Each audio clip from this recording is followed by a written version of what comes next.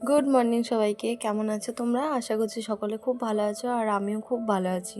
অনেকদিন পর কিন্তু ভয়েস দিলাম। যাই হোক, সকালবেলায় উঠে পড়েছিলাম প্রতিদিনের মতো, ব্রাশ ট্রাশ করে এখানে খেয়ে নিয়েছিলাম চা আর তার সাথে কিন্তু টোস্ট ছিল। দুধ চা কিন্তু আমি খুব একটা খাই না, খেলে ওই লাল চাটা একটু খাই। আর মেসে থাকলে তো চা খাওয়াই হয় না, কারণ সকালবেলা উঠতে করতেই আমাদের টাইম শেষ হয়ে যায়, তারপর ভাত টাত করতে হয়, করে খেয়ে দিয়ে একবারে ইউনিভার্সিটি যেতে হয়। তো সকালবেলা চা খাওয়াটা আমার হয় না, সকালবেলা চা খাওয়াটা আমার স্কিপই হয়ে যায়।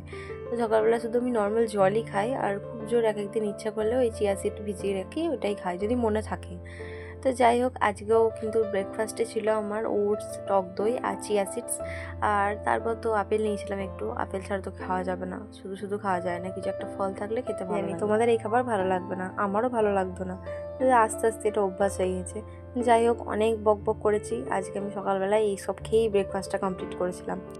ওইসব বাদ দাও, আসল কথায় আসি। আজ মা বানাবে হচ্ছে খিচুড়ি, কারণ আজ ওয়েদারটা দারুণ আছে। সকাল থেকে কিন্তু প্রচুর মেঘ করেছিল, আর তার সাথে হচ্ছে বৃষ্টি। সকালবেলা ঘুম থেকে উঠেই দেখছি এত মেঘ আর তার সাথে বৃষ্টি। মাকে সকালবেলাতেই আমি কিন্তু বলে দিয়েছি আজকে কিন্তু খিচুড়ি মাস্ট। আর আমাদের বাঙালিদের কাছে বৃষ্টির দিনে খিচুড়ি হবে না মানে বিরাট বড় পাপ। তাই সকালবেলায় মা কিন্তু বলে দিয়েছিল আজকে কিন্তু ভাত হবে না, হবে হচ্ছে খিচুড়ি। মেঘটা এত সুন্দর ছিল, তোমাদের সাথে না শেয়ার করে পারলাম না। খুব সুন্দর হাওয়া দিচ্ছিল সকাল থেকে, আর তারপর বৃষ্টি, প্রচুর বৃষ্টি হয়েছে সকাল থেকে আজকে। তোমরা আবার যেন ভেবো না আমি বাঁশ ঝরে বসে আছি। আমার বাড়ির পিছনেই হচ্ছে বাঁশ গাছ, মানে এগুলো আমাদেরই বাঁশ গাছগুলো। আর এটা আমি জানলা থেকে দেখছিলাম, বৃষ্টি পড়ছিল, সেটাই তোমাদের সাথে একটু শেয়ার করে দিলাম। যাই হোক, ওইসব বাদ দাও, এবার আসি খাওয়া দাওয়াতে। এখানে কিন্তু মা ভাজছিল বেগনি। আমার কিন্তু খাওয়া দাওয়া কমপ্লিট হয়ে গিয়েছিলো, মানে ব্রেকফাস্ট কমপ্লিট হয়ে গিয়েছিলো। তারপর এখানে মা ভাজছিল বেগনি, তো দুটো গরম গরম বেগনি মা দিল, দুটোই খাচ্ছিলাম। এগুলোকে বেগনি ঠিক বলা যাবে না, কারণ এগুলো হয়েছিল কুমড়ো দিয়ে। তো কি বলে আমি জানি না, আমার জানা নেই। আমার বেগুনের থেকেও কিন্তু বেশি ভালো লাগে কুমড়ো দিয়ে। তো কুমড়ো দিয়েই মা বানিয়েছিল। আর এখানে মা ভাজছিল ডাল, মুসুরির ডাল আর একটা হয়তো মুগ ডাল হতে পারে, যাই হোক দুটো ডাল ছিল, ঠিক জানা নেই। আর একটা কী ডাল, মুসুরির ডাল সেটা বুঝতে পারছি। আর আজকে একটা দারুণ জিনিস মা যেটা বললো সেটা হচ্ছে উনুনে খিচুড়ি হচ্ছে।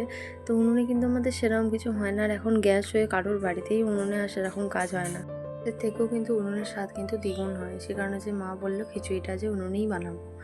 আর স্বাদও কিন্তু দারুণ হয়েছিল, খেতে খুব সুন্দর হয়েছিল। তোমরা দেখে কতটা বুঝতে পারছো জানি না, কিন্তু খেতে কিন্তু দারুণ হয়েছিল। মা এখানে অনেক কিছু করে, মা একটু ইউনিক স্টাইলেই করে। তো অনেকে দেখেছি ওই প্রেশারে সিদ্ধ করে করে ইয়ে করে করে, সেটাও ভালো হয়, কিন্তু মা একটু অন্যরকমভাবে করে।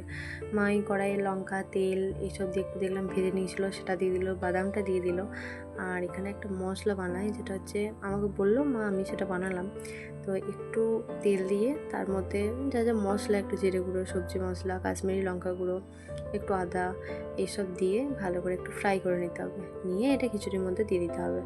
এটা বলে স্বাদ কিন্তু খুব ভালো হয়, আর সত্যিই খেতে কিন্তু দারুণ হয়। মা খিচুড়ি বানাচ্ছিল, আর দেখলাম এখানে মা কিন্তু রোদে আম কেটে রোদে দিয়েছে, মানে এটা নুন হলুদ মাখিয়ে রোদে দিয়েছে। এটা করবে আচার, আর যেটা খোলা শুদ্ধ আছে সেটা হচ্ছে আম তেল। তো আম তেলটা কিন্তু দারুণ লাগে, আর এটা কিন্তু আমাদের বছরের প্রথম আম যখনই বাড়িতে আসে তখনই কিন্তু এটা মা আগে করে আম তেলটা। আর আম তেল থাকলে তো মুড়ি দিয়ে দারুণ লাগে খেতে। তো যাই হোক, ওইদিকে মাগুলো করছে, আমাদের খিচুড়ি হয়ে গেছিলো, তারপর মা ওই আচার করছিলো, আম তেল করছিলো, এগুলো করছিলো, আর এইদিকে আমি কিন্তু সব ভেজে নিচ্ছিলাম। খিচুড়ি দিয়ে খাওয়ার জন্য ভেজে নিয়েছিলাম। প্রথমেই হচ্ছে পাঁপড়। এই পাঁপড়গুলো কিন্তু এখানে ব্যাট পাঁপড় বলে, তোমাদের কি বলে জানিও। আমরা কিন্তু এগুলো ব্যাট পাঁপড় বলেই জানি। যাই হোক, কিছু একটা নাম দিলেই হলো। তো পাঁপড়টা প্রথমে আমি ভেজে নিচ্ছিলাম। আর এটা সব থেকে ভালো লাগে চাটনি দিয়ে খেতে। এখন তো আমের সিজন, তাই মা বানিয়েছিল আমের চাটনি, আমের আচারও বানিয়েছিল, প্লাস আমের চাটনিও বানিয়েছিল। আর চাটনি দিয়ে খাওয়ার জন্য কিন্তু পাঁপড়টা আমি বেসিক্যালি ভেজেছিলাম। তারপর অনেক রকম ভাজা ছিল। উচ্ছে ভাজাটা ছিল শুধু বাবার জন্য, কারণ উচ্ছে ভাজাটা শুধু বাবাই খাবে। আর আমার জন্য ছিল হচ্ছে ঢ্যাঁড়স ভাজা, কারণ ঢ্যাঁড়স ভাজাটা কেউ খাবে না বাড়িতে খিচুড়ি দিয়ে, শুধু আমিই খাবো। আর এখানে পটল, আলু আর বেগুনটা, এগুলো কিন্তু সবাই খাবে, এগুলো সবার জন্যই ভাজা হবে। কারণ এর জন্য এগুলোকে আমি ভালো করে নুন হলুদ মাখিয়ে একটু ভালোবেসে নিলাম। দিয়ে প্রথমেই উচ্ছে ভেজে নিলাম, আর উচ্ছেটা ভাজা হয়ে গেছিলো। তারপর ভাবছিলাম হচ্ছে ঢ্যাঁড়সটা যেহেতু প্রথমেই বললাম কেউ খাবে না, শুধু আমার জন্য, তাই একটুখানি ঢ্যাঁড়স ভেজেছিলাম। ঢ্যাঁড়সটা ভাজার পর ভেজে নিয়েছিলাম পটল, আর তারপর বেগুন। আর আলুটা আমি আর ভাজিনি, কারণ আমি চলে গেছিলাম স্নান করতে। মাকে বললাম তুমি আলুটা ভাজো, আর মা ভেজেছিল আলুটা, আর করেছিল আমের চাটনিটা। বাকিগুলো আমি আর কিচ্ছু করিনি। তারপর তো আমি চান টান করে নিলাম, নেওয়ার পর আজ মাথায় চান করেছিলাম, বৃষ্টি পড়ছিল তাও করে নিয়েছি। তো যাই হোক, তারপর আমি দিলাম হচ্ছে ঠাকুর পুজো। গোপালকে দেখো কি সুন্দর লাগছে। আমার একদিন পুজো না করলে যেন মনটা কেমন লাগে। তাই যতই মা পুজো করুক, মা কিন্তু প্রত্যেকদিন সকালবেলায় পুজো করে, যতই করুক আমি কিন্তু চান টান করে আরেকবার করবোই। তুমি এসে থাকলে এসব কিছু হয় না, তাই বাড়িতে এলে এই আমার প্রথম কাজ থাকে এটা।